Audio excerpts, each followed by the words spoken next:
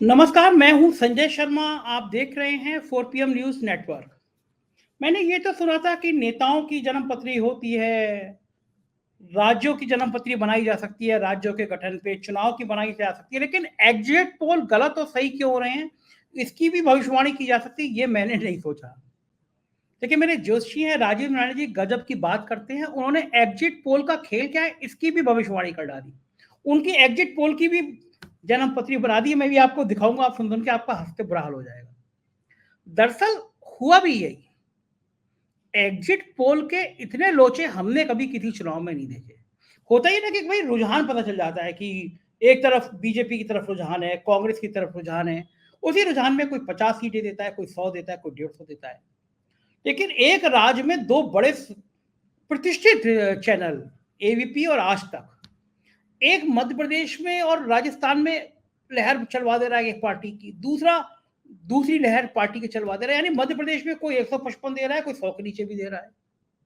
तो ये दो में एक तो गलत हो गई होगा। और ऐसा क्यों हुआ मध्य प्रदेश में लहर को चलाई गई?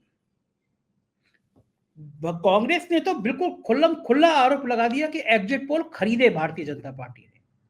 और उनके आरोपों में इसलिए दम था कि एक वीडियो भी वायरल हो गया जिसमें चुनाव से बहुत पहले पोस्टल बैलेट गिनते हुए लोग नजर आ गए। बीजेपी ने कहा कि ये कहने की स्थिति में नहीं थी। बीजेपी क्या कहती? बीजेपी ने कहा तो सब आरोप, हमसे क्या मतलब, वो निर्वाचन आयोग देखे। और कांग्रेस ने कहा यही तो हम कह रहे हैं कि पूरा पूरा प्रेशर में लेने की प्लानिंग है। ब्यूरोक्रेट जितने उनको प्रेशर डाल दो कि एग्जिट पोल में लहर है। और आते भी हैं। अगर आप 155-60 दिखाएंगे, यानी एकदम लहर दिखा देंगे, भाई भाजपा की लहर है, तो अफसरों को लगेगा भाई सरकार इन्हीं की आ रही है। और अमित शाह जी वहां चेतावनी दे चुके हैं। गृह मंत्री ये तो पहली बार देखा कि इतने डायरेक्ट सीधे सीधे वार्निंग दे रहे हो देश का होम मिनिस्टर कि शिवराज जी इन अफसरों से कह दीजिएगा आप भी नहीं बचा पाएंगे इनको रिजल्ट आने के बाद।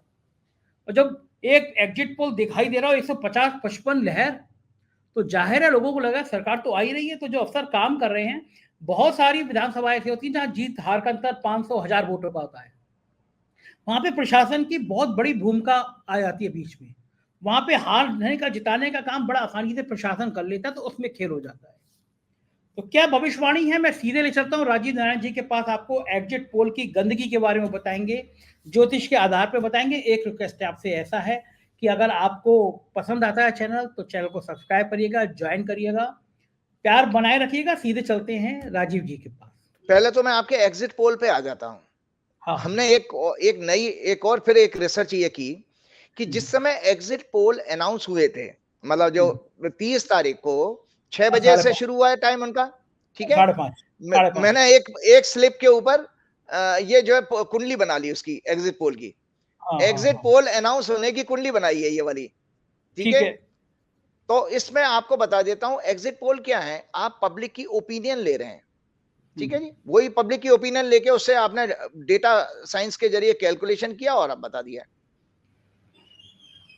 पब्लिक की ओपिनियन देखी जाती है वैदिक ज्योतिष में चंद्रमा से।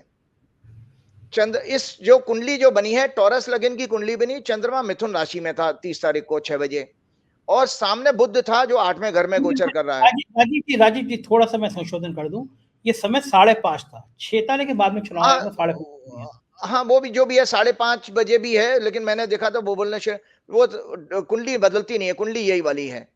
तो उसमें चंद्रमा, और चूंकि चंद्रमा इस कुंडली का बताते था लॉ, वो क्या है जो वैदिक ज्योतिष के अनुसार एनालिसिस, कि बुध और चंद्रमा आपस में शत्रु है। मतलब चंद्रमा का तो कोई शत्रु नहीं, बुध उसको शत्रु मानता है। ये आमने सामने है। मंगल चंद्रमा को देख रहा है। मंगल का सो चंद्रमा को यह माना जाता है कि अगर हमारी ओपिनियन बदलेगी, याद रखिएगा, तो उसके लिए चंद्रमा पीड़ित होना चाहिए, शत्रु से या किसी पाप ग्रह से। तो जिस समय एग्जिट पोल आए हैं उस दौरान चंद्रमा की स्थिति ऐसी थी कि बुध उसको देख रहा था। तो वो भी एक लॉजिक बता देता हूं। चंद्रमा माइंड का सिग्निफिकेटर है और बुध जो है इंटेलेक्ट का, बुद्धि का है। तो हम हमेशा, आप याद देखिए, इसमें बहुत ही बुद्धि और मन में हमेशा विरोधाभास रहा है। मन और बुद्धि कभी भी एक साथ चल ही नहीं सकते, ठीक है ना। ऐसे कहते हैं ना, देशी भाषा में कहते हैं कुत्ते बिल्ली का बैर होता है, इनमें कुत्ते बिल्ली का बैर होता है, ठीक है। तो अब मैं इसमें आपको बता देता हूं कि जो भी एग्जिट पोल आए हैं वो पब्लिक की करेक्ट ओपिनियन नहीं दर्शाएंगे।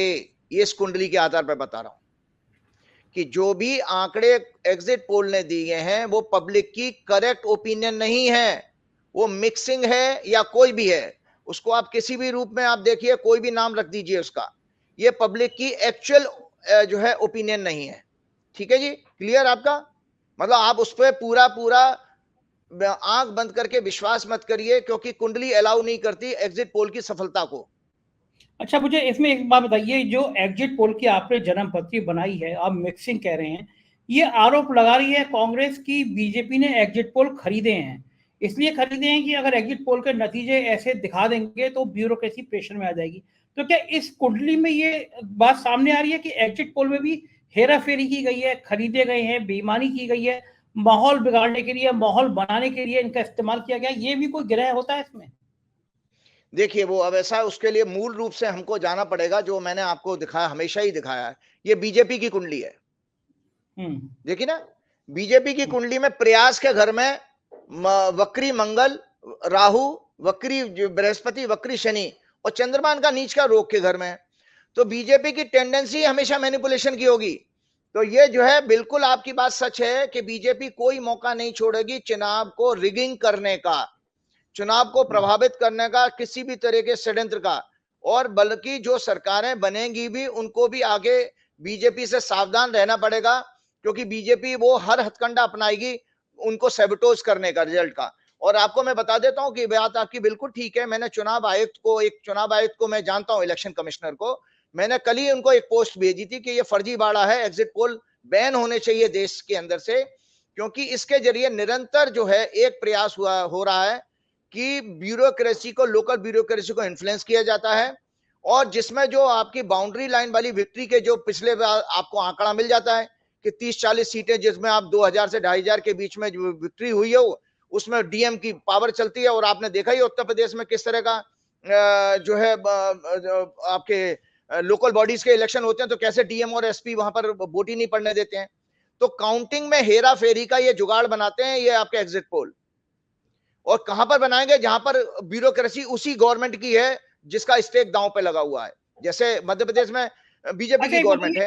एक बताइए, मुझे बताइए, एग्जिट पोल में ऐसा कौन सा ग्रह है जो एग्जिट पोल को बेईमानी के लिए प्रेरित करता है कि तुम मिक्सिंग कर दो, तुम बेईमानी कर दो? आपने जो जन्म पत्री बनाई है, जन्म कुंडली बनाई है, इसमें कोई ग्रह ऐसी जगह बैठा हुआ है जो एग्जिट पोल को ये कर रहा है कि भाई तुम बेईमानी कर सकते हो, तुम भ्रष्टाचार कर सकते हो? नहीं, ये नहीं कर सकते। वो बेईमानी का मैंने बताया ना, बेईमानी का सोर्स वो बीजेपी करवा रही है उनसे, बीजेपी करवाई है। मतलब ये कोई ग्रह तो होगा और एग्जिट पोल की जन्म पत्री में हाँ, वो ऐसा देखिए, ऐसा एग्जिट पोल जो बना था उसमें बुद्धि का भाव जो है वो राहु से पीड़ित है। तो इसके लिए मतलब वो आपकी बुद्धि खराब होती है, तभी तो आप ऐसी चीजों में, ऐसे कॉन्स्पिरेसी में आप पार्टिसिपेट करते हो।